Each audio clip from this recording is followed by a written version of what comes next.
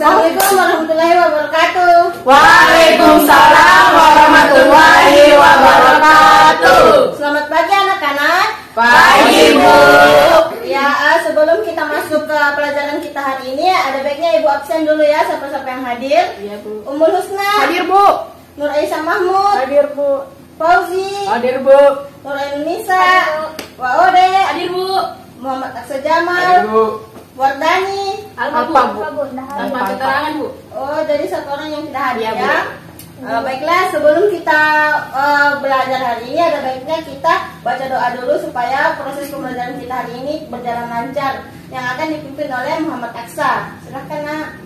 Ya, sebelum kita mulai pelajaran, ada baiknya kita berdoa. Berdoa dimulai. Berdoa selesai. Ya, ada yang tahu materi kita hari ini tentang apa? Bu, Ya, tentang siklus akuntansi.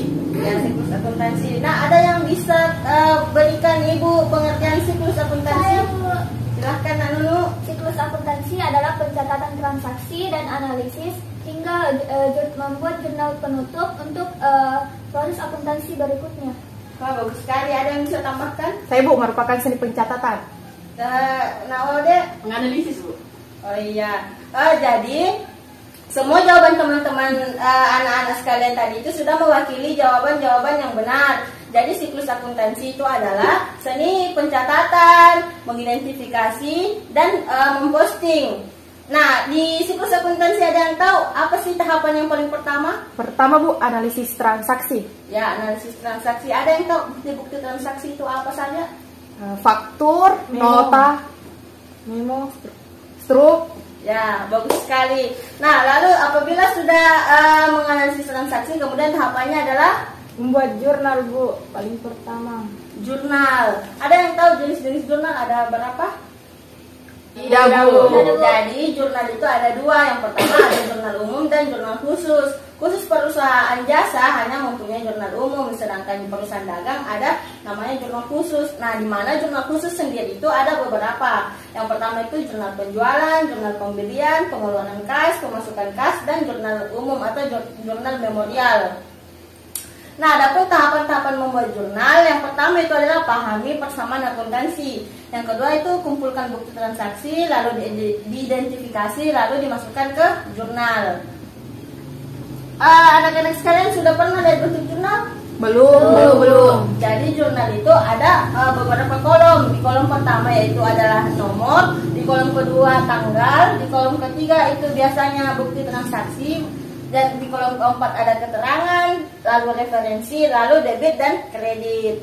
Sudah jurnal, apalagi tahapan selanjutnya? Siapa yang tahu? Muhammad Aksa? Enggak, Bu. Ibu, Ya. posting ke buku besar. Ya, bagus sekali. Posting ke buku besar. Ada yang tahu buku besar itu apa? Buku yang bentuknya besar atau apa? Tabel, Bu, kayak tabel baru di Akun-akun. Terus? akun yang sama juga dalam satu tabel. Ya, itu sudah mewakili jawabannya. Nah, buku besar itu adalah kumpulan akun-akun yang digunakan untuk meringkas transaksi yang ada di jurnal umum. Kan di jurnal umum itu semua itu banyak sekali akun, misalnya ada kas, ada piutang. Nah, di buku besar itu dikelompokkan masing-masing ke dalam akunnya. Misalnya kas itu ada bukunya sendiri kas, piutang ada bukunya sendiri piutang. Siapa yang tahu ada berapa sih bentuk-bentuk buku besar itu?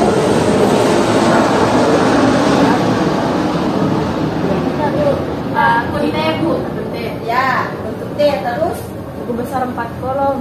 4 kolom. Ada lagi yang tahu? Nah, ada yang 6 kolom. Tepuk tangan dulu.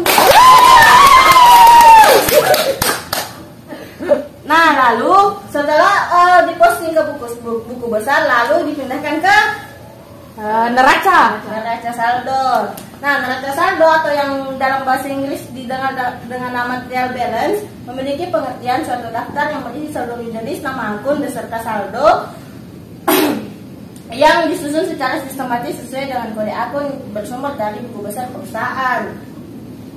Nah, habis dari neraca saldo itu dibuat ada namanya ayat jurnal penyesuaian. Kenapa dibutuhkan ayat jurnal penyesuaian? Ada yang tahu? Tidak, Bu. Jadi ayat jurnal penyesuaian Penyesuaian ini dibutuhkan untuk menyesuaikan akun-akun nominal yang sebelumnya itu tidak sesuai pada saat transaksi. Nah, pada saat akhir periode itu perlu disesuaikan supaya dia berada pada posisi sesungguhnya. Ada yang tahu apa-apa saja yang diperlukan untuk penyesuaian? Beban yang masih harus dibayar. Beban yang masih harus dibayar. Ada lagi? Nggak tahu. Penyusutan aktiva. Penyusutan. Dibayar di muka. Apa yang dibayar di muka? Sewa bukan. Ya, sewa yang dibayar di muka. Apa lagi? Nggak tahu. Peralatan, perlengkapan. Oh, ya. Ya, itu semua yang harus yang memerlukan jurnal penyesuaian. Nah, selanjutnya apabila setelah dilakukan penyesuaian itu semua transaksinya itu dipindahkan ke kertas kerja atau namanya worksheet. Ada yang pernah lihat worksheet yang banyak 10 sekali kolomnya? Iya, sudah Bu. Nah, worksheet itu memudahkan kita untuk membuat laporan keuangan. Sebenarnya worksheet di sini itu pilihan, boleh ada, boleh tidak ada. Itu tidak wajib dia ada di siklus akuntansi. Nah, ya, lalu dari worksheet itu atau dari jurnal penyesuaian tadi kita langsung bisa membuat laporan keuangan.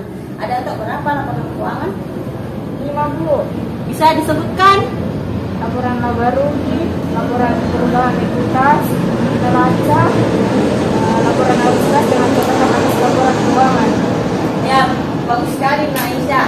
Ada yang tahu fungsinya laporan laba rugi apa?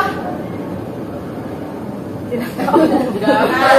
Fungsinya laporan laba rugi yaitu mengetahui apakah perusahaan ini lagi di posisi laba atau rugi. Nah, anak-anak tahu kan yang mana dinamakan laba dan yang mana dinamakan rugi? Ya Bu. Yang mana contohnya? Laba Bu keuntungan, kalau rugi ya rugi. Nah, jadi bisa juga laba itu berarti pendapatan perusahaan lebih besar dibandingkan beban. Nah, kalau rugi ya kebalikannya, bebannya itu lebih besar daripada Pendapatan. Lalu laporan perubahan modal. Ada yang tahu apa sih laporan perubahan modal itu? Tidak tahu pengertiannya.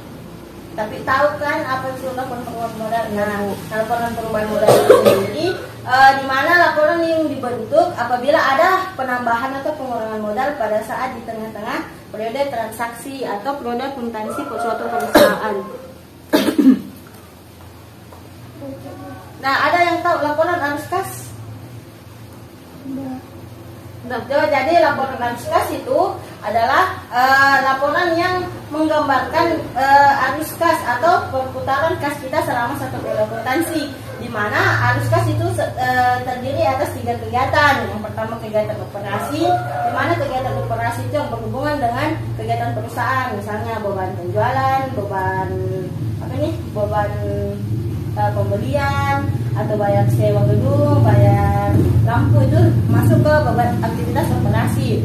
Nah, yang kedua itu ada aktivitas investasi, di mana aktivitas investasi itu digunakan untuk biasanya perusahaan ada investasi ke perusahaan lain atau dia menabung, itu aktivitas investasi. Nah, sedangkan ada juga yang namanya aktivitas pendanaan.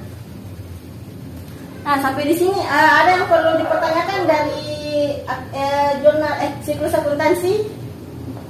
Sudah mengerti semua? Sudah Bu. Ya, alhamdulillah kalau sudah mengerti. Anak-anak sekalian, nanti di pertemuan selanjutnya kita adakan kuis mengenai siklus akuntansi. Jadi Ibu harap anak-anak apabila pulang dari sekolah nanti langsung mempersiapkan dirinya untuk kuis minggu depan tentang siklus akuntansi. Iya Bu. Sebelum saya tutup, ada yang bisa menyimpulkan pertemuan kita hari ini? Saya Bu.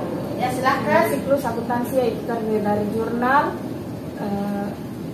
laporan keuangan, serta laba rugi, laporan arus kas, dan catatan atas laporan arus keuangan. Ya, terima kasih Nak Aisyah untuk kesimpulannya. Nah, yang lain tidak ada yang ingin dipertanyakan? Tidak Bu. Ya, sebelumnya Ibu ucapkan banyak terima kasih karena telah memperhatikan dengan baik dan penuh antusias dalam pelajaran kali ini. Ibu ucapkan apabila ada salah mohon dimaafkan. Ibu ucapkan wabillahi taufiq wal hidayah. Wassalamualaikum warahmatullahi wabarakatuh. Waalaikumsalam warahmatullahi wabarakatuh.